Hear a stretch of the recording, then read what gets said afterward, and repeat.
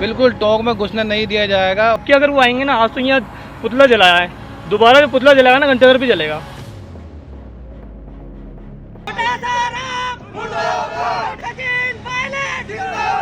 नमस्कार, राजनीतिक खबरों के सबसे दिलचस्प ठिकाने में मैं रूपेश मिश्रा आप सभी का स्वागत करता हूं। प्रदेश प्रभारी अजय माकन का प्रदेश दौरा अब विवादों में आ गया है और सबसे बड़ी बात यह है कि यह विवाद पायलट के गढ़ यानी टोंक से जुड़ा है और विवाद इतना बढ़ गया कि टोंक के जो कांग्रेसी कार्यकर्ता हैं उन्होंने यहां तक कह दिया कि अब प्रदेश प्रभारी अजय माकन और गोविंद सिंह डोटासरा को क्षेत्र में नहीं घुसने देंगे।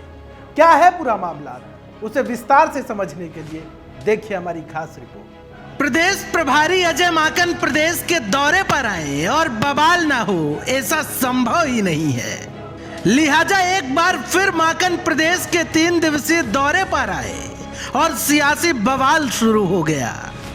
गौरतलब है कि माकन के प्रदेश दौरे का आज दूसरा दिन है, लिहाजा तय कार्यक्रम के मुताबिक माकन और डोटासरा सड़क मार्ग से कोटा के लिए रवाना हुए, जहां कांग्रेसी कार्यकर्ताओं ने माकन और डोटासरा का जगह जगह स्वागत किया। लेकिन इसी स्वागत की कड़ी में बवाल तब मच गया जब डोटासरा और माकन की एंट्री पायलट के सियासी गढ़ यानी टोंक में हुई। दरअसल टोंक कांग्रेस कमेटी की ओर से माकन और डोटासरा के स्वागत के लिए तमाम नेता पलक पावड़े बिछाए बैठे थे, लेकिन यहां माकन और डोटासरा अपनी कार से नीचे ही नहीं उतरे।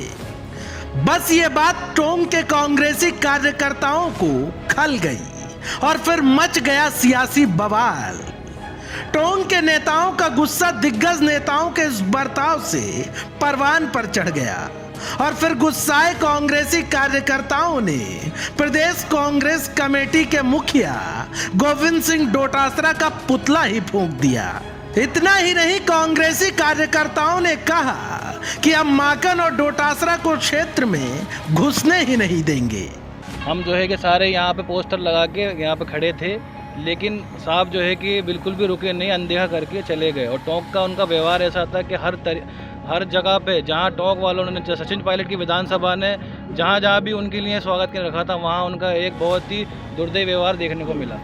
बिल्कुल टोंक में घुसने नहीं दिया जाएगा और जो है कि टोंक की तरफ से हम बहुत ज़्यादा उनका विरोध करेंगे। लेकिन 2 घंटे तक इंतजार किया, लेकिन वो सीधे क्या हुआ कि देखा भी नहीं और डायरेक्ट चले गए। तो ये हमारी बहुत बड़ी इंसल्ट है। और अब की अगर वो आएंगे ना, आज तो यहाँ पुतला जलाया है, दोबारा भी पुतला जलाएगा ना, घंटे घर भी जलेगा।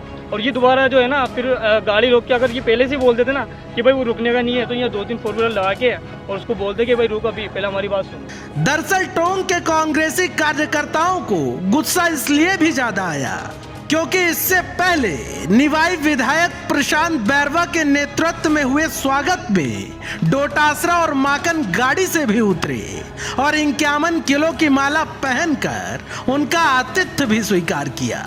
खैर, विवादों का सिलसिला महज टोंक पर ही नहीं रुका, बल्कि कोटा तक जा पहुंचा, जहां कोटा में भी कई कांग्रेसी कार्यकर्ता इस बात से नाराज हुए कि माकन और डोटासरा देखने के बावजूद रुके तक नहीं। खैर, कोटा दौरे पर पहुंचे अजय माकन ने संभाग के नेताओं से संवाद भी किया, लेकिन वरिष्ठ विधायक भरत सिंह की गैर मौजूदगी समझ से परे रही। लेकिन खबर है कि क्षेत्र के कई नेताओं ने माकन के समक्ष ये मांग उठाई है कि भरत सिंह को मंत्रिमंडल में शामिल किया जाए। वहीं अजय माकन भी शाम को मीडिया से मुखातिब हुए और कहा कि सूबे की गहलोत सरकार क्रांतिकारी विकास के कार्य कर रही है। माकन ने कई मायनों में कोटा को दिल्ली से भी बेहतर बता दिया। खैर, माकन फिर प्रदेश के दौरे पर आए, लेकिन विवादों और गुटबाजी का सिलसिला अभी तक नहीं थम पा रहा है। वहीं राजस्थान कांग्रेस की सियासत में माकन और डोटासरा के आज के बर्ताव से टोंक के कांग्रेसी कार्यकर्ता खुद को अछूता महसूस करने लगे हैं। लिहाजा अब यह देखना होगा कि कांग्रेसी कार्यकर्ताओं में व्याप्त इस रोष को आला नेता कैसे दूर करते हैं। टोंक से वाजाहत अख्तर के साथ bureau report, the fact India.